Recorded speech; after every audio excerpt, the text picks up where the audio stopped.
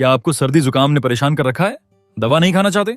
स्वागत है आपको हमारे चैनल द हेल्थी स्कूल में। और आज जानेंगे 3 ऐसे देसी नुस्खे जो ठंड को पल भर में भगा देंगे। पहला, अदरक शहद का मिक्स। 1 चम्मच अदरक का रस और आधा चम्मच शहद मिलाकर दिन में 2 बार खाइए।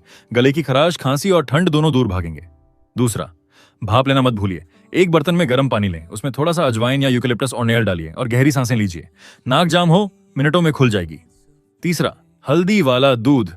रात को सोने से पहले 1 ग्लास गर्म दूध में चुटकी भर हल्दी डालिए। ये नेचुरल एंटीबायोटिक है जो शरीर को अंदर से ठीक करता है। तो अगली बार सर्दी जुकाम आए ना, तो दवा नहीं, ये 3 नुस्खे अपनाइए। आपका फेवरेट नुस्खा कौन सा है? नीचे कमेंट में बताइए और ऐसे ही देसी हेल्थ टिप्स के लिए द हेल्थी स्कूल को जरूर सब्सक्राइब कीजिए। धन्यवाद।